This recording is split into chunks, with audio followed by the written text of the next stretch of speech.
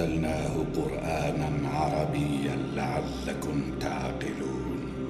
نحن نقص عليك أحسن القصص بما أوحينا إليك هذا القرآن وإن كنت من قبله لمن الغافلين.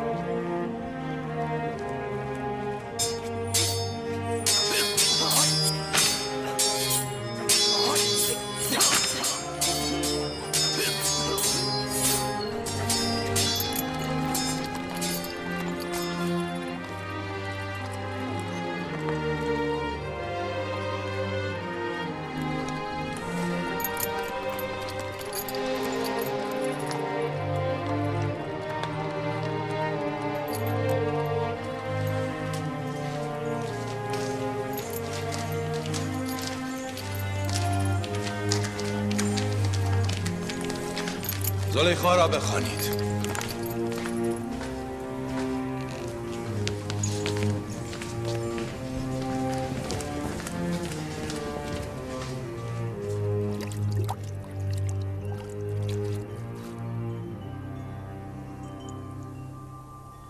این دردانه یگانه را از کجا آورده اید عالی جناب؟ خریدم، آن هم به قیمت گزاف. هرچه پرداخته باشید باز هم کم است. آن ابلهی که چنین گوهری را فروخته باید به غرب فرستاده شود، به دنیای مردگان. همه برده می فروشند که زر و گوهر به دست آورند. این برده فروش نادان چنین گوهری را فروخته که چه به دست آورد؟ شما بزرگوارید، من برده بیش نیستم. به قصر پوتیفار خوش آمدی پسر جان. به قصر پوتیفار؟ چه بهتر از این که در این قصر باشی؟ این قصر بزرگ است، اما در این قصر باشی. این قصر بزرگ است، اما در این قصر باشی. این قصر بزرگ است، اما در این قصر باشی. سپاسگزارم عالی جناب. نیامده دلتنگمان شدیم؟ می توانم علت احضار خود را جویا شوم؟ این هدیه را میپسندی؟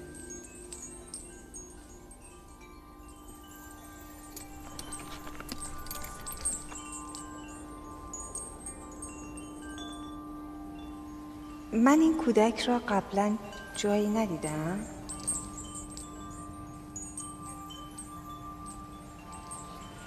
در عالم خواب یا شاید هم نمیدانم. به هر حال در نظرم آشناست.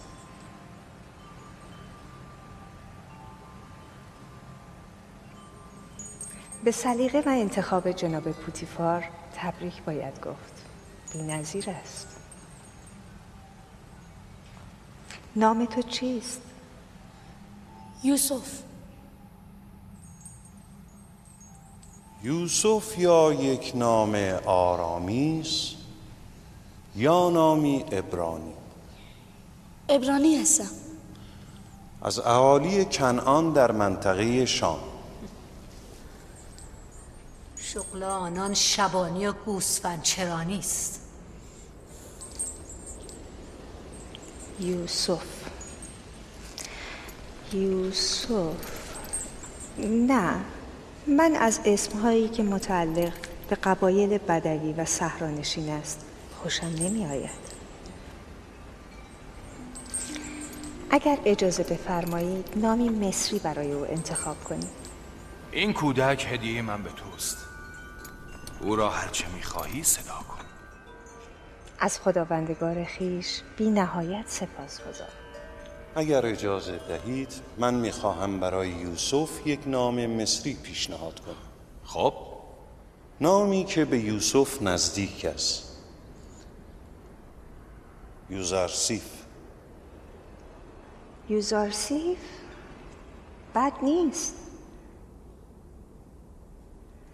یوزارسیف نه، زیباست. از این پس تو را یوزارسیف می نامیم. موافقی؟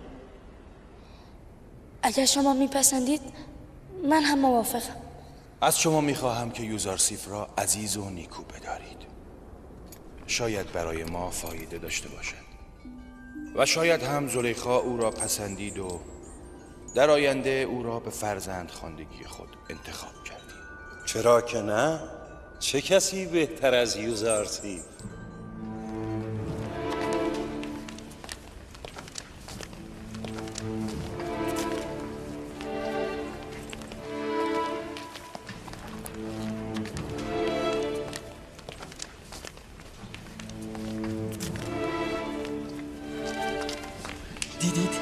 دیدی چقدر زیبا بود؟ زیباتر از او رو در تمام عمرم ندیده بودم. یعنی او برده است؟ چهرهش که به برده ها نمیماند. اینجا اتاق توست. میپسندی؟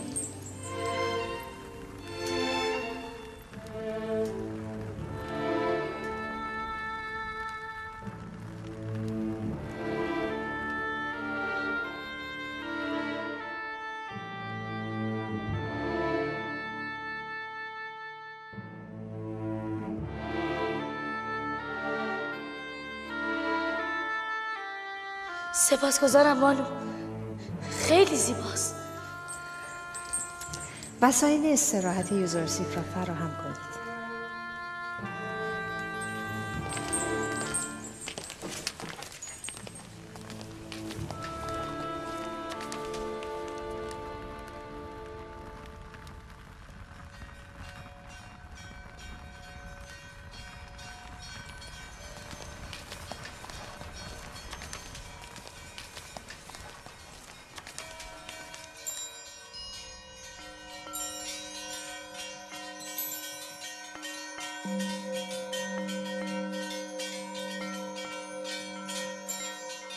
پروردگارا، تو را سپاس میگویم که مرا از بردگی نجات داده و آسایش و راحتی را به من عنایت کرده ای.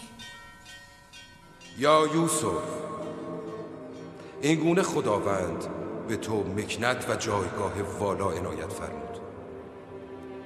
تو را از قعر چاه به اوج عزت و جاه رسانید و تو را علم تعبیر احادیث آموخت که اینک از معبران آگاه تر به علم و زبان ایشان و از داشتن هر گونه استادی بی نیاز می باشی.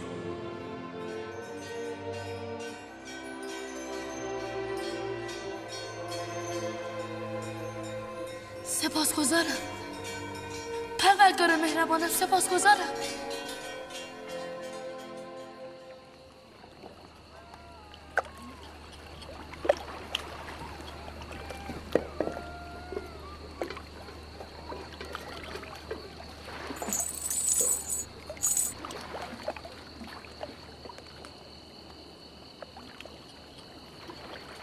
تو زیان کردی مالک. اگر یوسف را به چندین برابر وزنش سیم و زر می‌فروختی، باز هم زیان بود. زیانی بزرگ.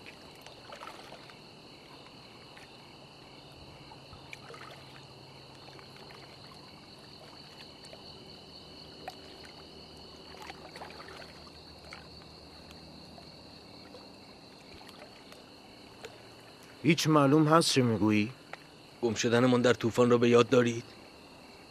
و آن توقف حیوانات در کنار چاه شور، فکر میکنی برای چه بود؟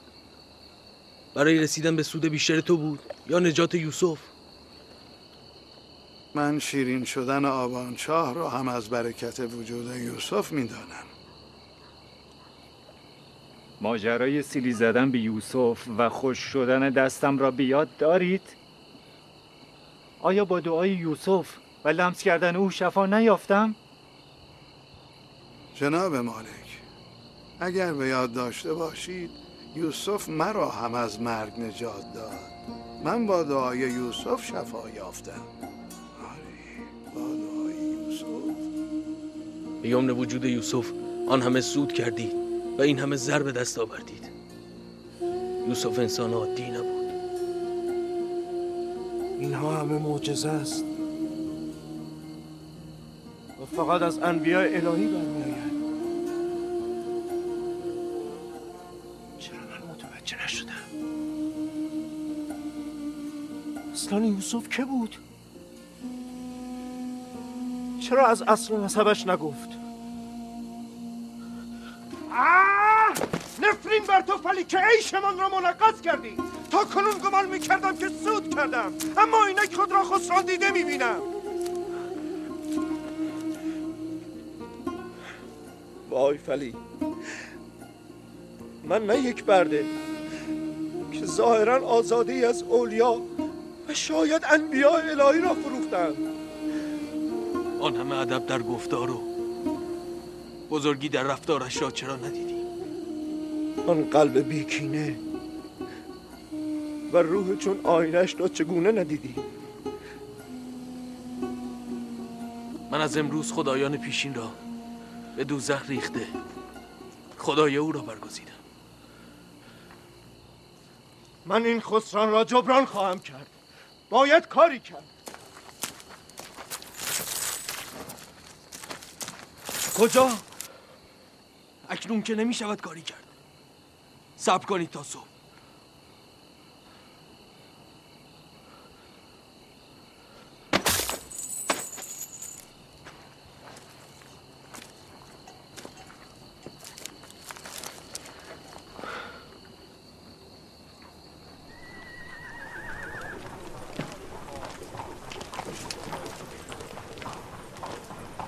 قصر جناب پوتیفار کجاست؟ مستقیم قصر انتهاست.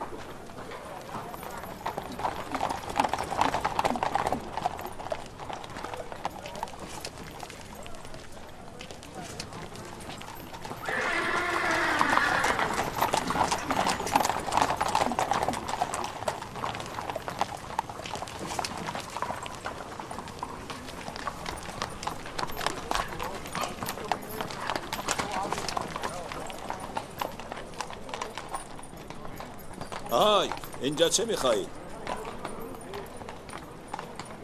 عالی جناب بوتیفار کار داره. باید از فرمانده رودمان اجازه بگیرید. بیایید بالا.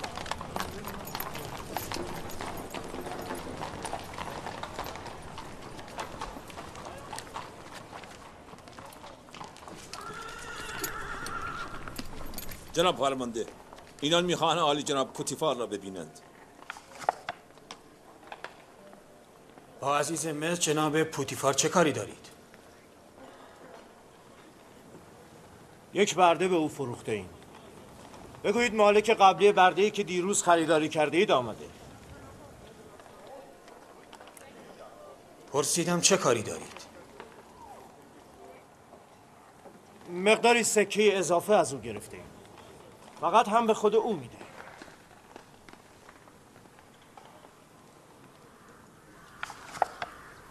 باشید منتظر.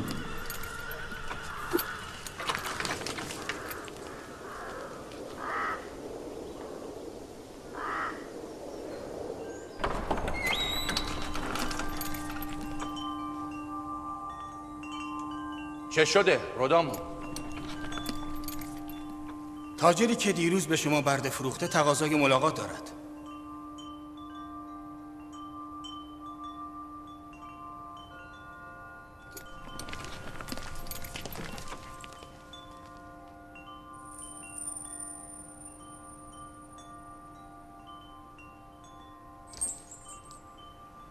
ظاهراً خوشحال نیستی ابرانی؟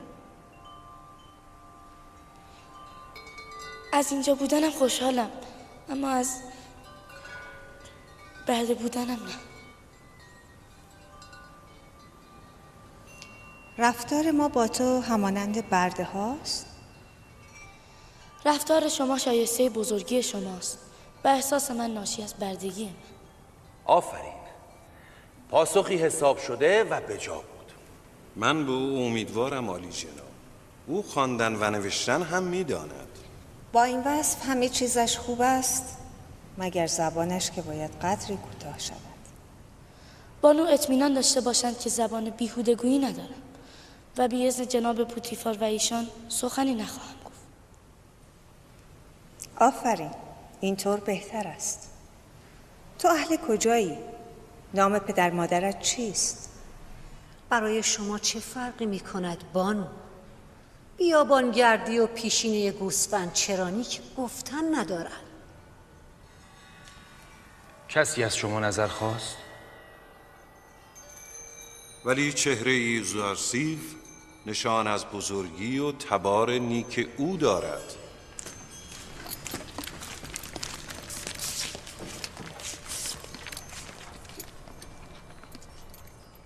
چه شده تاجر؟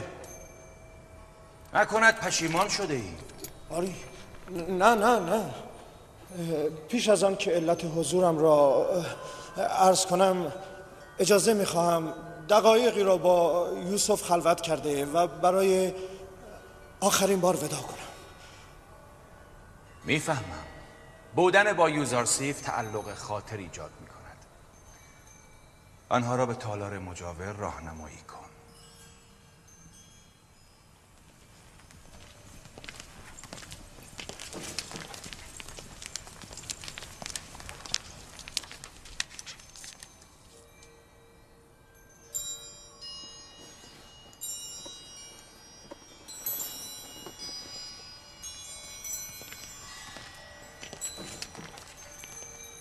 می‌بینی؟ دل کندن از یوزارسیف برایش مشکل است.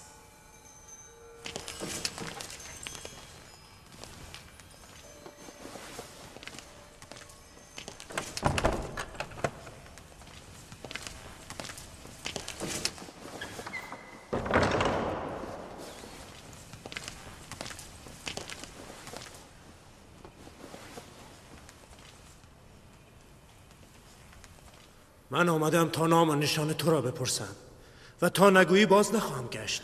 گفتم که من فرزند نه، این را قبلا شنیدم. تو را به خدای یگانه سوگند، نام و نشانت را بگو و مرا راحت کن. باید در محضر خداوند عهد کنی از آنچه میگویم با کسی سخن نگویی.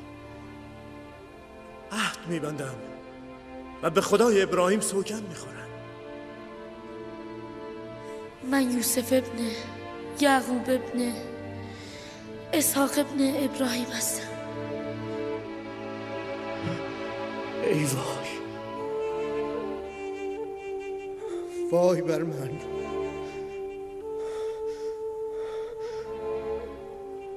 ما پسرمو هستی. تو از نوادگان اسحاق و من از نوادگان اسماعیل ذبیح الله هستم.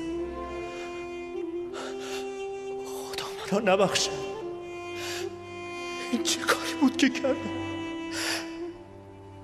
چرا تو رو فروختم؟ من میدانستم ما پسرمو هستی و اصلا از فروش خود گله من نیستم. من باید به مصر می آمدم و فروخته می شدم. این حوادث اراده خداوند و مقدمه یک واقعه بزرگی است. باید حدس می زدم که با آن همه معجزه تو یک انسان معمولی نیستی. تو یک پیامبری. وای بر من که پیامبری را به بردگی فروختم. این ننگ را کجا برم؟ آرام باشید، برخیزید. گفتم که این حادثه باید رخ میداد. من برای انجام رسالت خویش باید به مصر می آمدم. تو فقط وسیله خیر شدی. من از تو سپاسگزارم. این خطا رو جبران میکنم.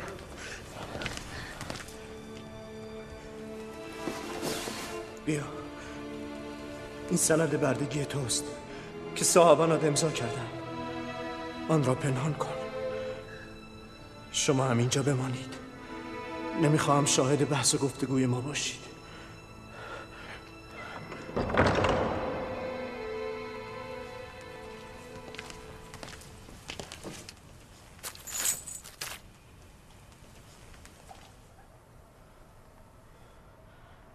من از محضر عالی جناب پوتیفار عزیز مصر پوزش میخواهم، ولی ناچارم از ایشان تقاضای فسخ معامله کنم. بنده یوسف را نمیفروشم.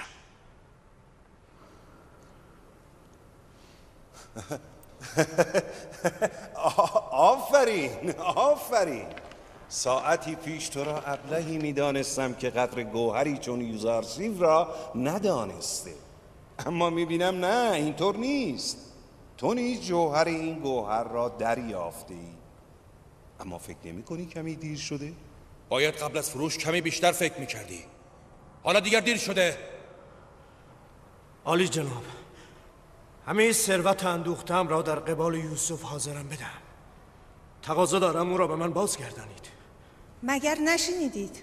جناب پوتیفار فرمودند یوزارسیف را به هیچ قیمت به شما باز نمیگردانیم. بنده نیز عرض کردم که از این معامله پشیمانم. ما یوسف را نمی فروشیم و بدون او از اینجا نمی رویم. اگر یک بار دیگر گستاخی کنید هر دو را به زندان خواهم فرستاد. از اینجا بروید. من بدون یوسف از اینجا نمی روم. عالی جناب، بگذارید یوسف را ببریم. رادامون، آنها را به زندان ببر. الهی تو شاهد باش که من یوسف را خریدم اما یوسف فروشی نکردم. او را به من برگردانید. او را نمی فروشم. او را به زندان ببرید. او را به من برگردانید. یوسف را به من برگردانید. زندان.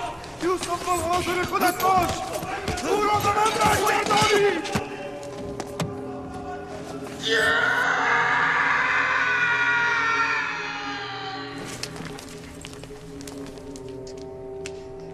عالی جناب، ببخشیدشان. آنها به خاطر من خود را به خطر انداختند.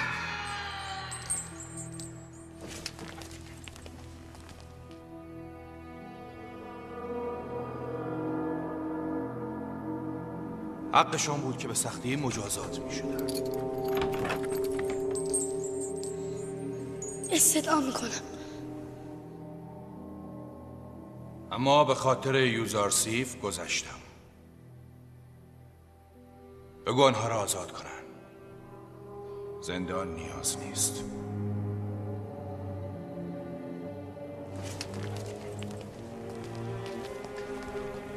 یوزارسیف، تو چه داری که این برد فروش حاضر است همه زندگیش رو فدای تو کند؟ چه بگویم بانو؟ من از نزد خود چیزی ندارم. موجود ضعیفی چون یوسف از خود چه دارد؟ با این حساب ما منتی بر یوزارسیف نداریم، چرا که آنچه برای او پرداخته بودیم به ما بازگشت.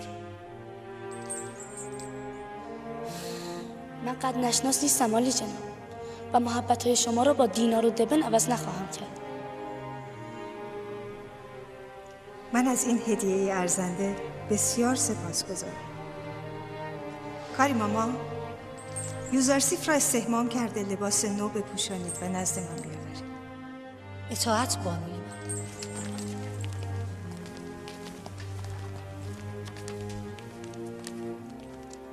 هیچ متوجه شده ای که او به عکس دیگران اصلاً تعظیم نمی کند؟ مانعی نیست. کم کم می آموزد. فکر می کنم عدم تعظیم او عمدی است. من یوسف را میخواهم. او را به من برگردانید. یوسف را نمیفروشید. کرده ای را که فروخته میخواهد. یوسف را به من برگردانید. او را به من برگردانید. یوسف را به من برگردانید. یوسف را میخواهید. او را نخواهید فروخت. یوسف را به من برگردانید. به من برگردانید. یوسف را میخواهید. یوسف را نمیفروشید. یوسف را میخواهید. یوسف را به من برگردانید.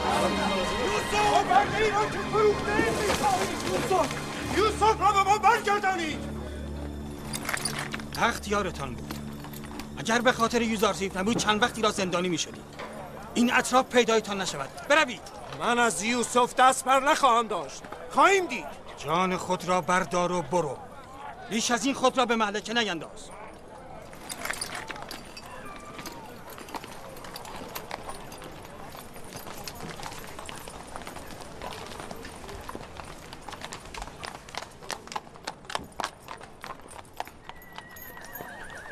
پوتیفار و همسرش مثل من احمق نیستن تا گوهری چون یوسف را به سهولت از دست بدن.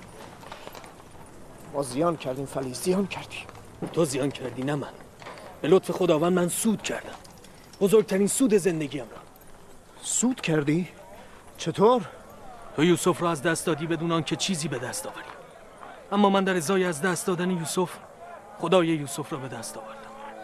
شب گذشته در کاروانسرا خدایان سنگی را وانهادم و از یوسف گوهر یکتاپرستی را به دست آوردم. آری، به خدا که من زیان کردم. اگرچه پیامبر خدا را نفروختم، اما تا پایان عمر هیچگاه خود را نخواهم بخشید. من به دیار خیش رفته از این پس به ترویج یکتاپرستی خواهم پرداخت.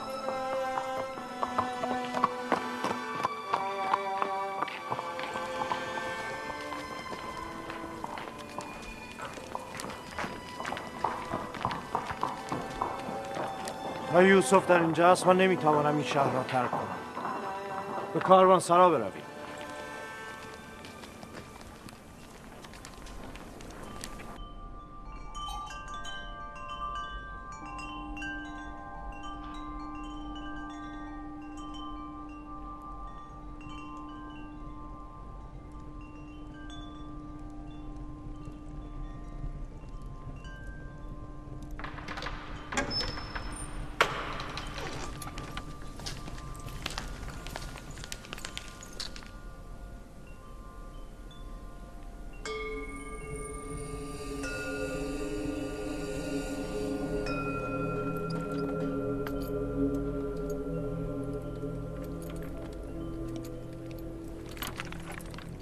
گمان می‌کنم خدایان با دست‌های خود تو را ساخته و به زیبایی آراستند. تو این چنین فکر نمی‌کنی؟ پوتیفر پیشکار قصر ما را به اینجا بخواد.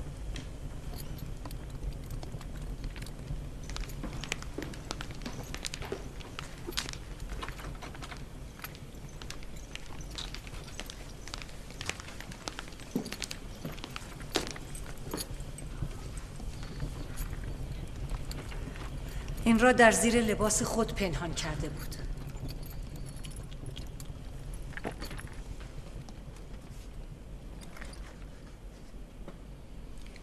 این سند فروش یوزارسیف است بانوی من. شخصی به نام شمعون یوزرسیف را به مالک فروخته است. این باید در خزانه قصر ما باشد، نه نزد تو. هر طور میل شماست.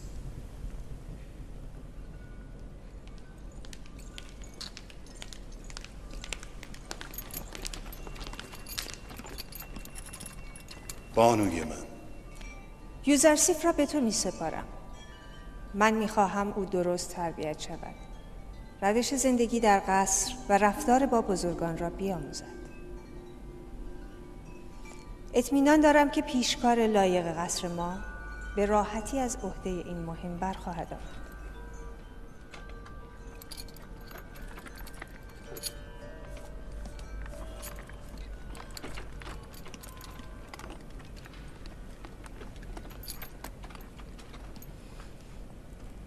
فکر میکنی این تعظیم او از سر علاقه و احترام است؟ این بیابانگرد گوسفند چران اصلا نمیداند برای چه دلا شده است. آن وقت شما توقع دارید تعظیم او از سر احترام و علاقه باشد؟ در این لباس چقدر زیباتر شده. آشکارا از او تعریف نکنید، مغرور می شود. با من بیا.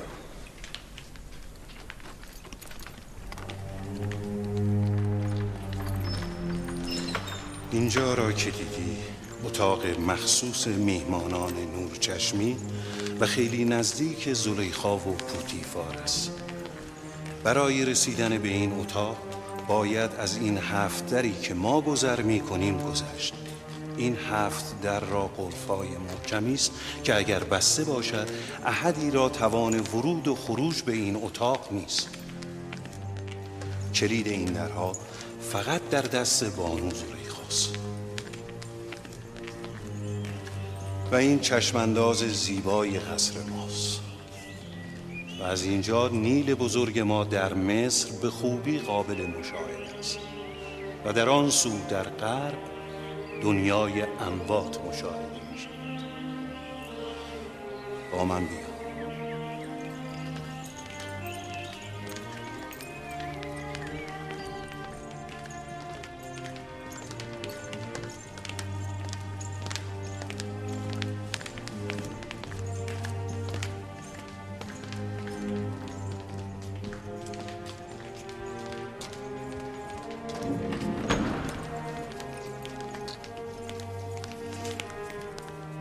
اینجا اتاق مخصوص بانو زلیخاست. او اشرافزاده‌ای مغرور و متکبر است. مراقب باش هیچگاه از فرامین او سرپیچی نکنی. برویم.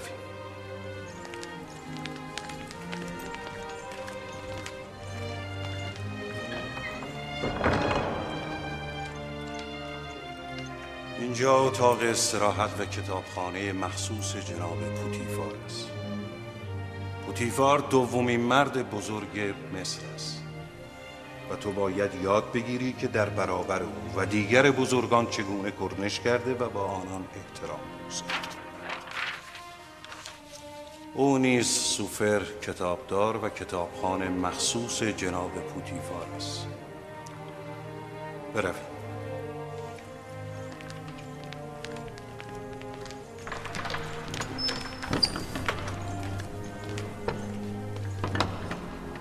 اینجا محل صرف غذای جناب پوتیفار و بانو زلیخاست.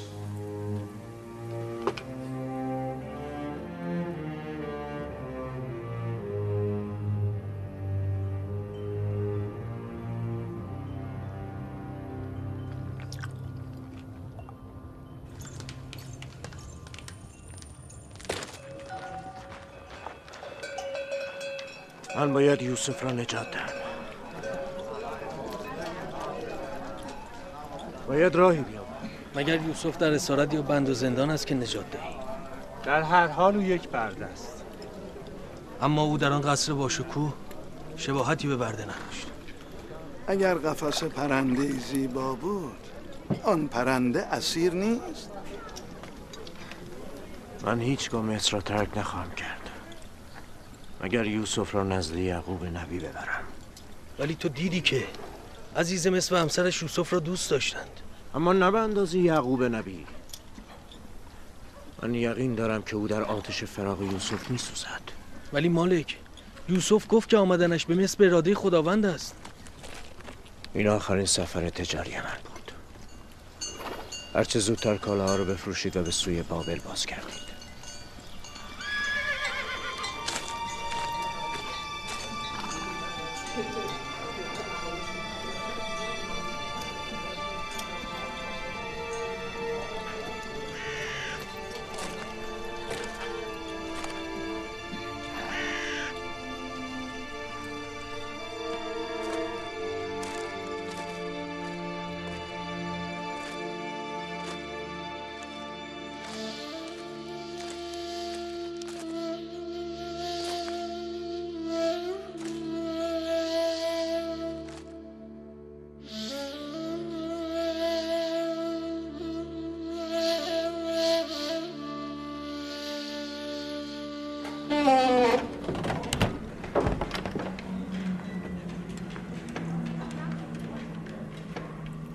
اینجا محل زندگی برده ها و خدمتکاران است.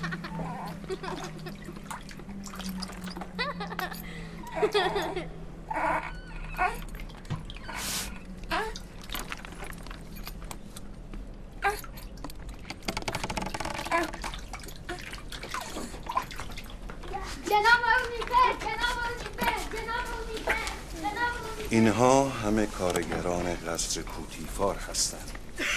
یا در قسمت‌های مختلف قصر کار می‌کنند یا در مزارع پاپیروس و پنبه به کشاورزی مشغولند. تعدادی از مردها و زنها همکنون سر کار هستند. در هر یک از این اتاق‌ها یک خانواده زندگی می‌کنند. چرا اینها این همه فقیر و بیچیزن؟ چرا عالی جناب پوتیفار به اینها توجه نمی‌کنه؟ وضع خدمتکاران قصر و کارگران مزارع در تبس به مراتب بدتر از این است. ما به اینا جا، مکان و غذای مرتب میدیم و از اینها و بچه‌هایشان مراقبت می‌کنیم. من می‌توانم به دیدار اینها بیایم؟ چرا که نه؟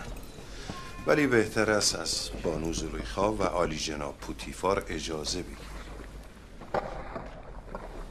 اینها برده های مخصوص حمل کجاوه هستند.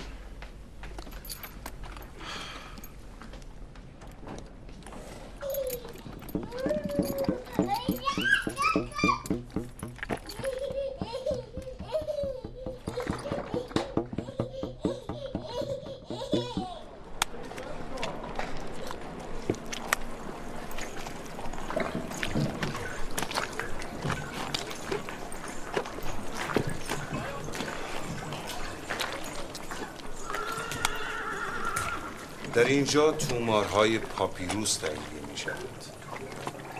درود بر عالی جناب پولیفر. پاپیروس برای کتابت است. ما برای کتابت از پوست حیوانات استفاده می‌کردیم. این خیلی بهتر از پوست حیوانات است. تو نوشتن می‌دانی؟ آنچه مرا خلق کرده نوشتنم آموخته است. این خیلی خوب است. برده‌ای که نوشتن می‌داند برای اربابش نعمتی است. گفتی از که آموختی؟ از مربی و صاحب اختیارم. او همه زبان‌ها را می‌داند. بسیار خوب. بروید.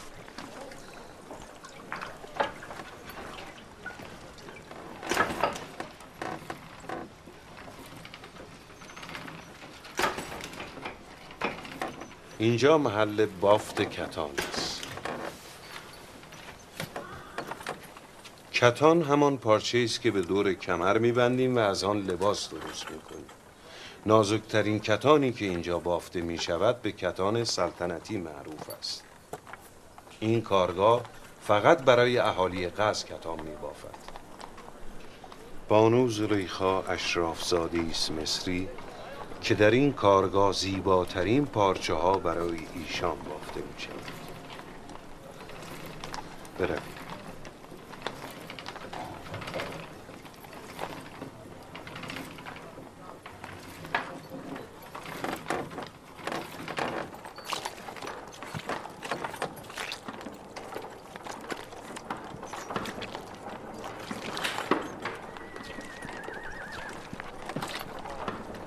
اینجا کارگاه سفالگری.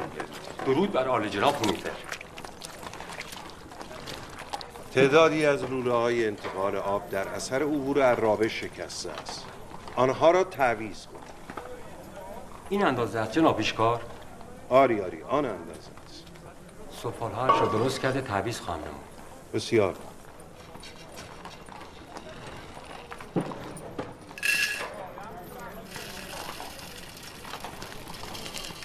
اینجا انبار آذوقه است.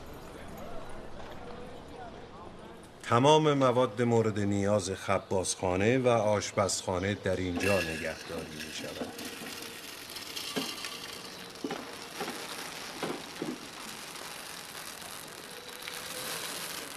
حواست کجاست؟ کارت را بکن.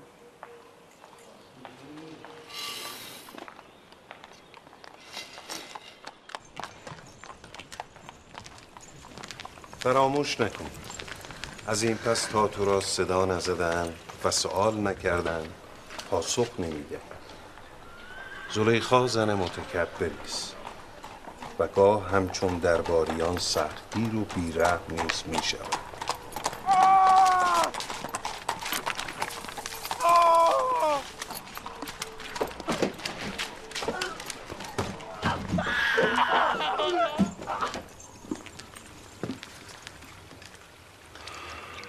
اینجا آشپزخانه قصر است. غذاهای گوناگون برای افراد گوناگون پخته می شود. غذای برده ها و خدمتکاران جدا، غذای مسئولان و پیشکار قصر جدا و غذای جناب پوتیوار و بانو زلیخا مجزا پخته می شود. چرا غذاهای گوناگون نمی شود برای همه یک نوع غذا پخته شود؟ خب معلوم است که نمی شود. جناب پوتیفار و بانو زلیخا که با برده ها و خدمتگزاران یکسان نیستند. این یوزارسیف است. از امروز یوزارسیف شما را در تقسیم غذایی‌ها. او کودک باسوادی است که میتواند از روی لوحی که ما به او میدهیم تعداد غذای هر بخش را شمارش کرده و تحویل دهد.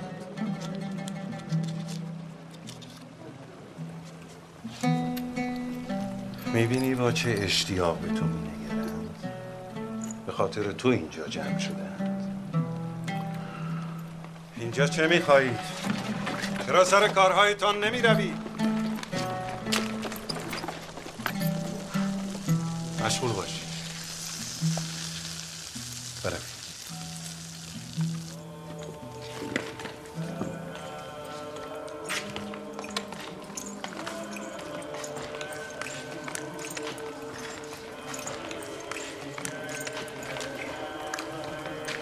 اینجا معبد قصر است. پوتیفار و بانو زلیخا و دیگر اهالی قصر در اینجا عبادت می‌کنند. ما خدایان خود را در اینجا نگهداری می‌کنیم. یعنی خدایان شما نیازمند جا و مکانند؟ خب معلوم است. در باد و باران زیر آسمان که نباید بمانند.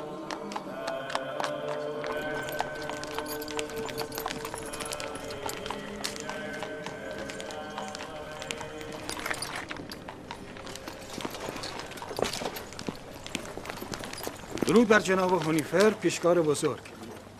معمولا زمان بازدید از قصر صبح هاست. چه شده؟ این وقت روز؟ یوزارسیف را برای دیدن قصر آوردم. میخواهم او با قصر و اهالی آن آشنا شود.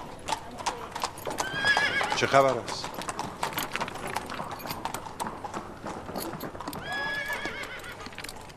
از جواهرات قصر دزدی شده.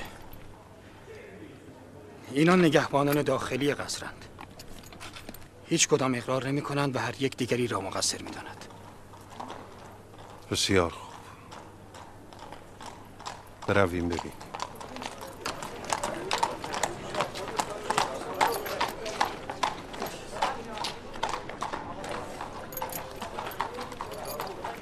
هر دو را جهت عبرت بانان و ساکنان قصر باید از طناب آویخت.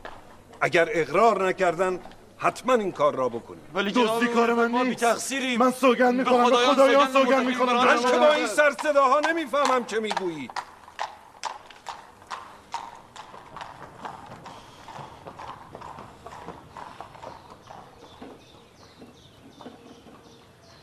ولی جناب هونیفر، به خدایان قسم من بی تقصیرم. تا کنون کسی از من دزدی ندیده. اصلا روزی که دزدی شد روز نگهبانی من نبود. نمیدانم چرا مرا اینجا آوردند.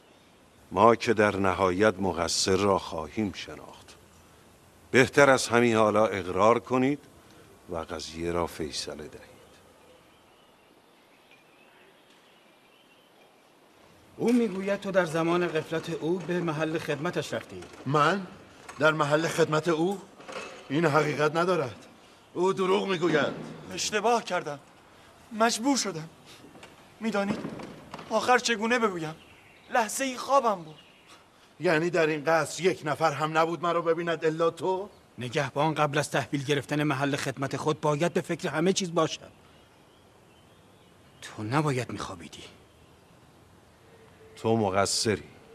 هم ترک محل خدمت کرده ای و هم شاهدی برای مدعای خود نداری. ولی عالی جناب، من دزد نیستم.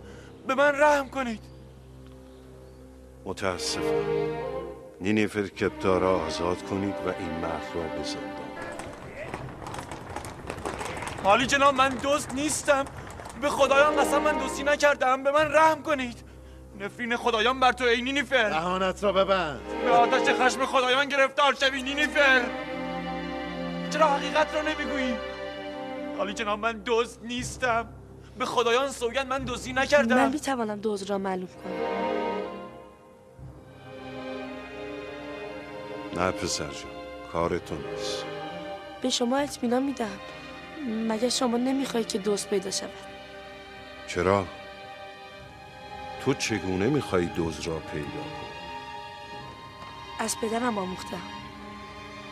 او در قضاوت بسیار توانا بود.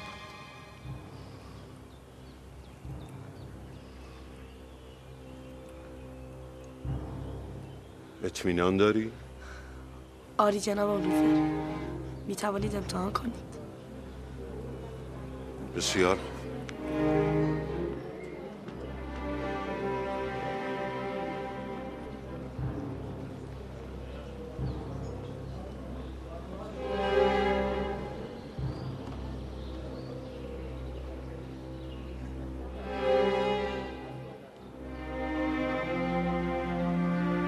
من میدانم دوست کیست.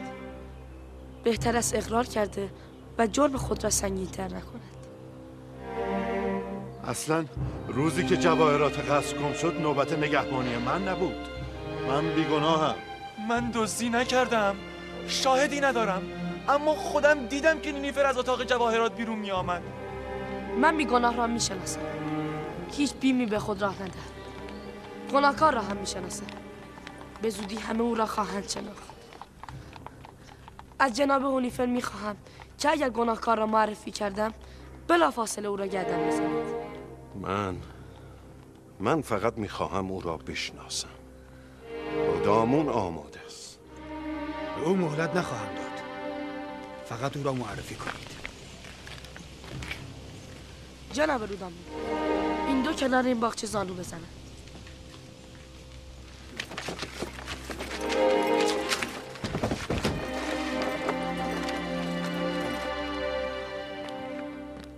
بگویید چشمانشان را ببندند. دستمال بیا.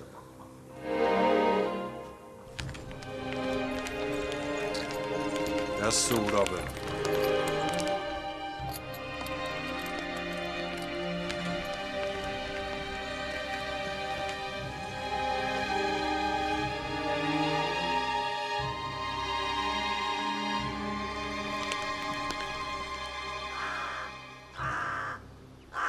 یک بار دیگر به دزد فرصت می‌دهیم. اگر خود را معرفی کند بخشیده می شود، اما اگر ما او را شناسایی کنیم همینجا جناب رودامون او را گردن خواهد زد.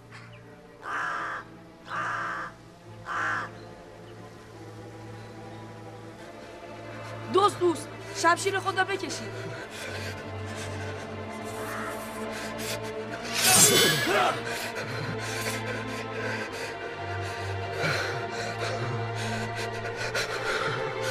دوست گردن او را بزنید.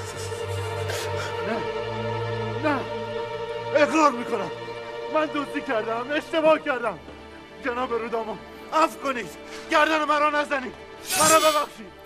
جناب رودامون عفو کنید. گمان هم نمی کردی به این زودی اقرار کنی ها؟ آفرین یوزارسیف، آفرین. ببریدش.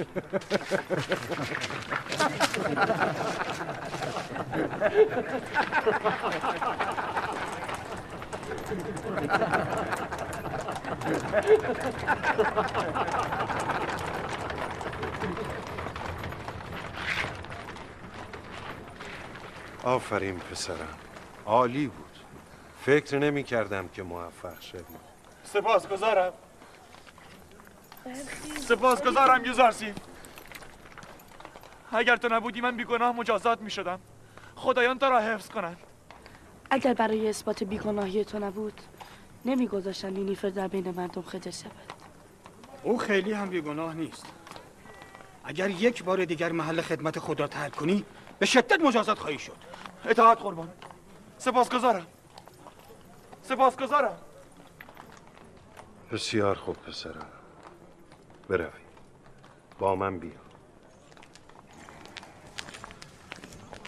چه زیرک و باهوش.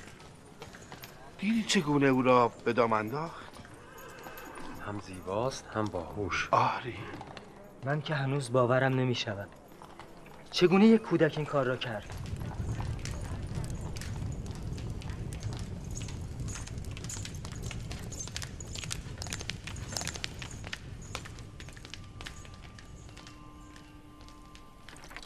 او که فکر میکرد همینک گردن زده خواهد شد به سرعت از جای برخاسته به گناه خود اقرار کرد. او میگفت نه نزنید، من دزدیدم، من گناهکارم، من خود اقرار میکنم. و این ترفند یوزارسیف همه را به حیرت انداخت. هیچ کس فکر نمیکرد که کودکی چون او این همه زیرک باشد. من باید از جناب پوتیفار به خاطر این هدیه ارزشمند سپاسگزار باشم. یوزارسیف با سواد نیز هست. از امروز دیگر کسی نمیتواند غذای اضافی بگیرد. یوزارسیف سهم هر کس و هر قسمت را از روی نوشته تحویل میدهد. سواد یک برده برای اربابش نعمت بزرگی است. استراحتگاه یوزارسیف را کجا قرار دادید؟ هنوز تصمیم نگرفتیم. معلوم است خوابگاه برده ها، این که تصمیم نمیخواهد. نه، در میان برده ها نه. همینجا در همین قصر باید باشه. اتاقی که دیشب نشانش دادم. ببینم یوزارسیف، از اتاقت راضی هستی؟ سپاسگزارم. اگر اجازه دهید من دوست دارم خوابگاه هم نزدیک مستخدمین قصر و برده ها باشه. من میگویم تو کجا و نزد چه کسانی باید زندگی کنی. متوجه شدی؟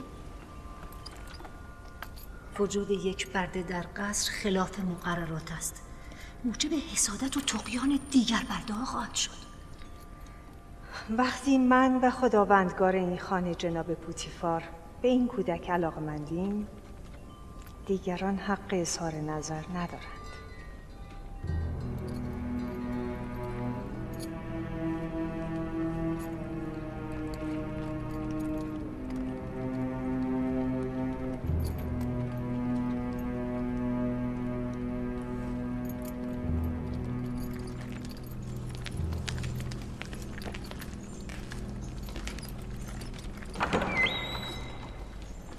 یوزارسیف پسرم، من فرزندی ندارم.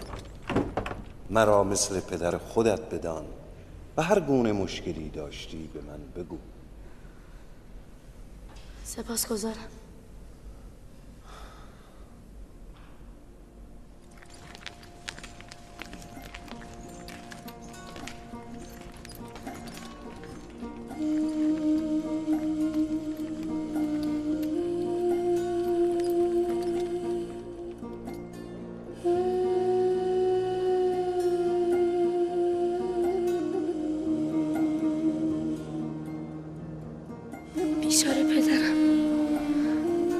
خداوند به او سر دهد.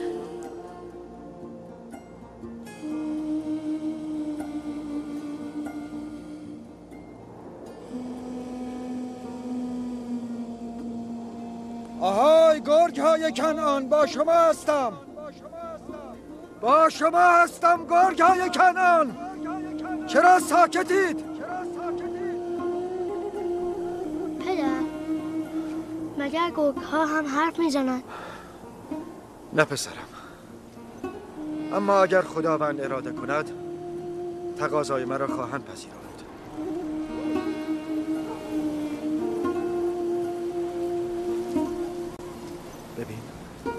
ببین پسرم، آمد.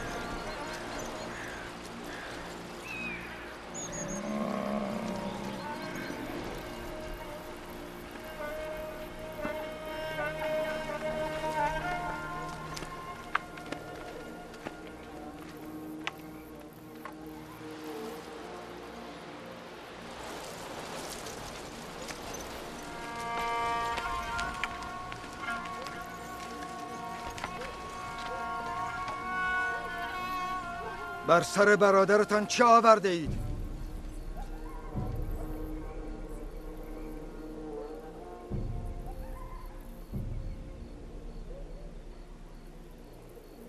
چرا پاسخ نمی دهی لاوی؟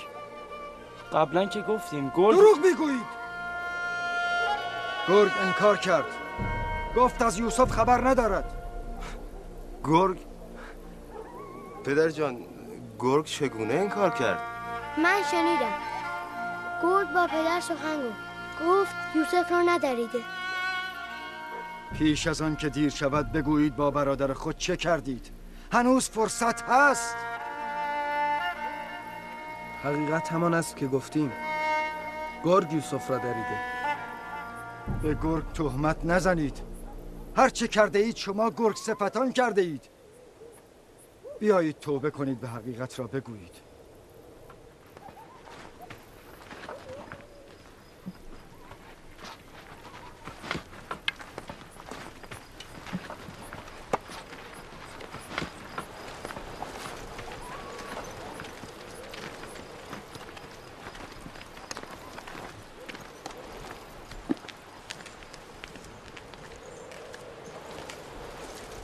خداوند به هر کسی مجال توبه نمیدهد، به خصوص کسانی که قلوبشان از سنگ است.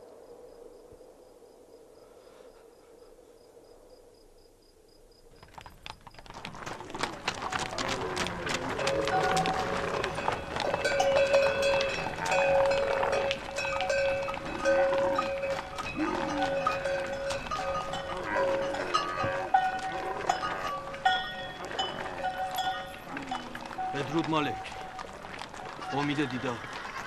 بدرود.